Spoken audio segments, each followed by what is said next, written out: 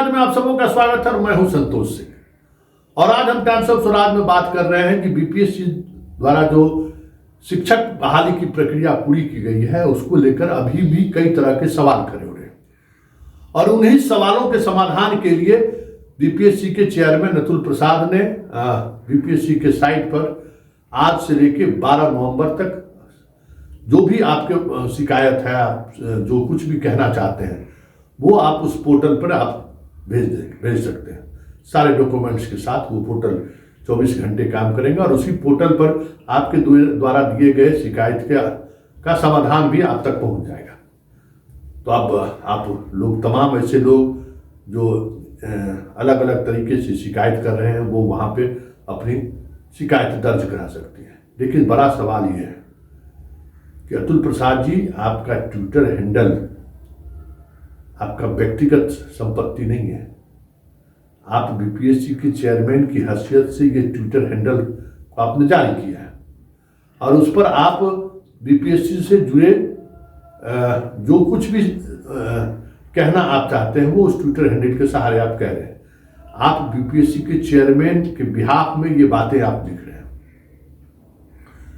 ये लगातार शिकायतें आ रही हैं कि जो कोई भी स्टूडेंट आपसे सवाल करता है कि ये हमारी समस्या है, इसका क्या समाधान हो सकता है, या इस स्तर पर गड़बड़ी की बात सामने आ रही है, तो आप उस ट्विटर हैंडल को ब्लॉक कर देते हैं। ऐसे दर्जनों जो संस्थागत तरीके से इसकी लड़ाई लड़ रहा है उसके ट्विटर हैंडल को भी आप ब्लॉक कर रहे हैं। तो ये जो ब्लॉक करने की प्रक्रिया है वो दिखाती है कि कहीं न कहीं कुछ न कुछ, किसी न किसी स्तर पर कुछ ऐसी बातें जरूर हुई हैं जिसको लेकर आप सहज नहीं है, या फिर आप सहज रहने के बावजूद भी ये आप एक अलग ब्यूरोक्रेटिक एटीट्यूड आप अपना रहे हैं।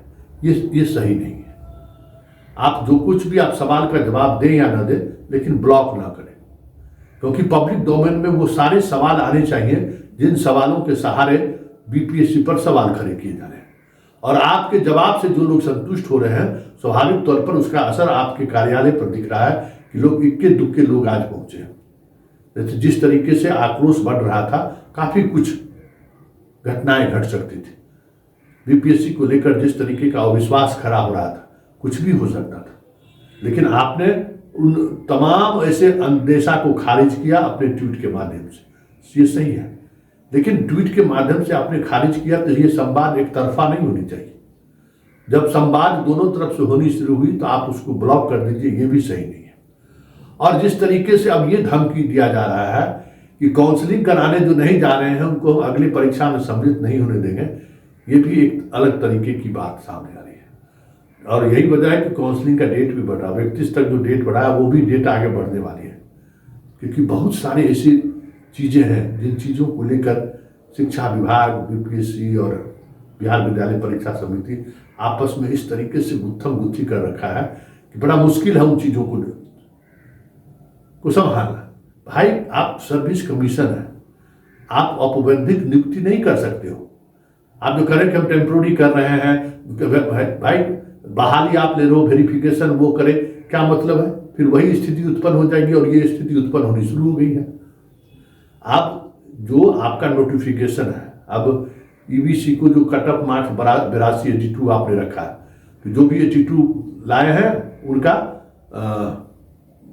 उनको क्वालिफाई माना जाएगा।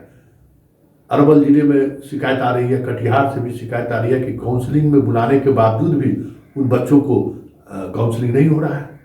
एक अलग तरीके का मौखिक आदेश चलाया जा रहा है कि विभाग की तरफ से आदेश है और बच्चे अगर लिख के कह रहे हैं दे दीजिए हमें कि हमने काउंसलिंग में अपियर हुआ, इस आधार पर आपकी काउंसलिंग नहीं है, लिख के देने को कोई तैयार नहीं है। ऐसे सैकड़ों ऐसे बच्चे हैं जो परेशान हैं, जो काउंसलिंग के लिए पहुंच चुके हैं, जिनका हो चुका है, उसमें भी अब समस्याएं खड़ी होनी शुरू हो गई हैं। तो ये पारदर्शिता होनी चाहिए। और इसी तरीके की शिकायत जब आपको ट्विटर हैंडल पर किया जाता है तो आप इसको उस तरीके से चीजों को आप निकाल देते हैं। ये कहीं से भी, मतलब एक लोकतंत्र में ये हेल्दी प्रोसेस नहीं है। लोकतंत्र में ये चीजें नहीं होनी चाहिए, क्योंकि दुनिया में ट्विटर हैंडल या सोशल प्लेटफॉर्म पर अगर कोई अधिकारी है, कोई पदाधिकारी है, आप उस पद पर हैं, इसलिए आप उस ट्विटर हैंडल को आप ऑपरेट कर रहे हैं, तो फिर इसमें इस तरीके की चीज़ें नहीं होनी चाहिए। खैर, ये मुद्दा अपनी जगह पर है, लेकिन जो मुख्य मुद्दा है कि कई तरह के सवाल अभी भी खड़े हो रहे हैं। उम्र वाली क्राइटेरिया 10 आपने जो क्राइटेरिया जारी किया है, इसमें आप कहीं भी आप देख लीजिए, आपका रिजल्ट इस वजह से आप क्वालिफाइंग भी हैं, सब कुछ है, लेकिन ये जो 10 वजह है, इस वजह में से किसी एक वजह में आप डिस्क्वालीफाई कर गए, इसलिए आपको रिजल्ट से बाहर कर दिया गया। लेकिन ऐसे सैकड़ों छात्र हैं जो आपके इन 10 क्राइटेरिया में पास है, फिर भी उनका रिजल्ट क्वालिफाई का नहीं है। ये सवाल बड़ा है और आपकी साइट पे लोग शिकायत कर रहे हैं और खुलकर शिकायत कर रहे हैं, और उसका समाधान होगा, ये भी चीज़ें दिखने लगी है। लेकिन जिस तरीके से जल्दबाजी दिखाई जा रही है टीचरों की बहाली को लेकर, फिर सवाल उठना लाजमी है कि एक बहाली की प्रक्रिया पूरी हुई नहीं, कई तरह की शिकायतें अभी भी आ रही हैं, दूसरी बहाली की प्रक्रिया शुरू करने में लग गए। ये जो चीज़ें हैं, इन चीज़ों को समझने की जरूरत है, और यही वजह है कि सब कुछ स्पष्टता के साथ सामने आने के बावजूद भी कई ऐसे मसले हैं जिस मसलों पर बीपीएससी के स्तर पर समस्याएं खड़ी हो रही है। अब देखना यह है कि इन सवालों के बाद अतुल प्रसाद अपने कामकाज की शैली पर कितना बदलाव लाते हैं, क्योंकि हम लोगों का काम सिर्फ सेतु का है।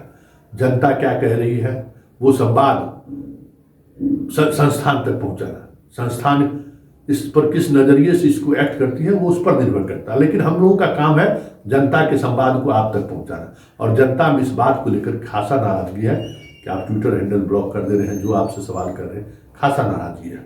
और दूसरा ये कि सब कुछ जब पारदर्शिता के साथ चीज़ों को आप पब्लिक डोमेन में रख रहे हैं, तो इन सब चीज़ों को भी जो इस तरीके से रखने की जरूरत है। और जो भी फर्जी है, जो भी फर्जीवाड़ा जिसने भी किया है, उस पर जो कार्रवाई का आधार है, वो आधार भी पब्लिक डोमेन में आने चाहिए, लोग जानना चाहिए, क्योंकि 2023 को लेकर अभी भी सवाल खड़े हैं और उस पर बीपीएससी भी चुप्पी साधे हुए है, शिक्षा विभाग भी चुप्पी साधे हुए है, और बिहार विद्यालय परीक्षा समिति भी चुप्पी साधे हुए है कि एसटीईटी का परीक्षा अचानक लेना और फिर रिजल्ट देना, और रिजल्ट के बाद काउंसलिंग के लिए उन्हें बुलावा आना, ये सारे ऐसे सवाल हैं जिन सवालों की वजह से बीपीएससी के अच्छे कामकाज के बावजूद भी अब धीरे धीरे वो निशाने पर आते जा रहे हैं।